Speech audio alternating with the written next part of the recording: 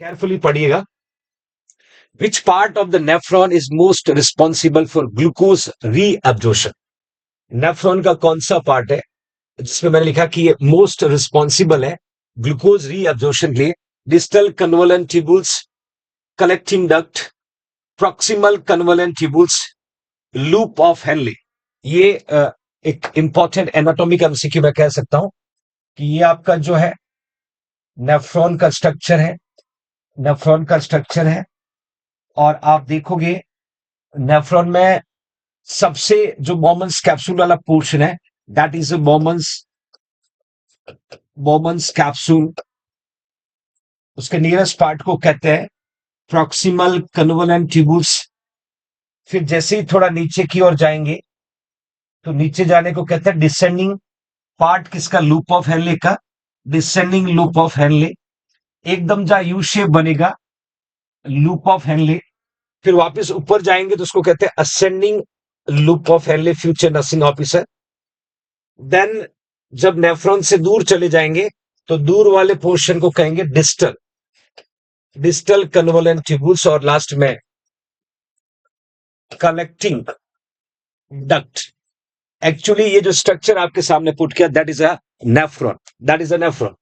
अब जब भी नेफ्रॉन के अंदर ब्लड आएगा तो अफरेंट आर्टीरियोल से आएगा, फिल्टर के वापिस आएगा, इफरेंट आर्टीरियोल्स के द्वारा वापिस आएगा अफरेंट से, जाएगा इफरेंट से।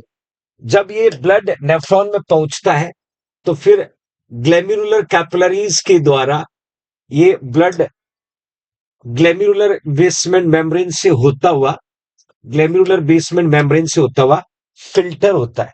और फिल्टर होने के बाद में फिल्टर्ड सब्सटेंस जो है सबसे पहले किसमें एंटर होता है? पीसीटी में। किसमें एंटर होता है? पीसीटी में। और बाकी फिल्टर होने के बाद ब्लड जो है वो आगे चला जाता है। याद रखना future nursing officer, total filtered substance का 99% रीअब्जॉर्प्शन हो जाता है। किडनी से जो भी एक्सक्रीट हुआ है, किडनी से, शुक्रिया गौतम, किडनी से जो भी एक्सक्रीट होता है उसमें 99% रीअब्जॉर्ब हो जाता है। अब मजे की बात कि पीसीटी जो है प्रॉक्सिमल कन्वोलेंट ट्यूबुल्स, ये 100% ग्लूकोज और अमाइनो एसिड को रीअब्जॉर्ब करते हैं। ये एग्जाम का एमसीक्यू है। 100% कौन सा वो सब्सटेंस है जो पीसीटी से रीअब्जॉर्ब होता है? तो नोट कर लीजिएगा मेरे फ्यूचर नर्सिंग ऑफिसर, ग्लूकोज का 100% मतलब जितना ग्लूकोज फिल्टर्ड हुआ है वो 100% ग्लूकोज जो है आपका वापस ब्लड में चला जाएगा।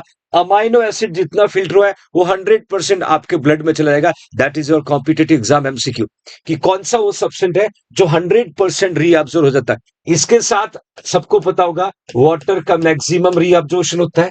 इसके साथ सोडियम का मैक्सिमम रीअब्जॉर्प्शन होता है लगभग 60%। इसके साथ बाइकार्बोनेट का रीअब्जॉर्प्शन होता है SO3। Even potassium, even water सबका मैक्सिमम रीअब्जॉर्प्शन कोई पूछे ना तो पीसीटी लिखना बच्चों। क्या लिखोगे? पीसीटी। तो ये डायरेक्ट कॉम्पिटेटिव एग्जाम का एमसीक्यू है। शुक्रिया रामशिला, विद्या, वेरी गुड मॉर्निंग एवरीवन। बाकी कई सारी चीजें हैं नेफ्रॉन, बट मैं शॉर्टली आपको इतना ही बताऊंगा कि ग्लूकोज और अमाइनो एसिड। मैंने यही पूछा है कि which part of nephron most responsible for the glucose reabsorption, तो आप आंसर लिखो पीसीटी। क्या लिखोगे? PCT, proximal convoluted tubules. शुक्रिया नर्सिंग लर्नर, आगे समझ में? ओके, हम आगे बढ़ते हैं। बाकी collecting duct, PCD, loop of Henle, सारी चीजें मैं एक बार आपको और बता देता हूं। असेंडिंग लूप ऑफ हेनले वो एरिया है जहां पर लेसिक्स आकर के अपना फंक्शनिंग कैपेसिटी को इंप्लीमेंट करता है। ये एग्जाम का एमसीक्यू कि लेसिक्स आकर के कहां पर फंक्शन को इनहिबिट करता है, तो आपको आंसर लिखना है ascending loop of Henley. Exam में क्वेश्चन आता है लेसिक्स आकर के कहां पर काम करता है? Ascending loop of Henley. और ये कलेक्टिंग डक्ट से जाकर के रीनल पेल्विस में वेस्ट जो है खाली होता है वो यूरिन के रूप में। आगे बढ़े।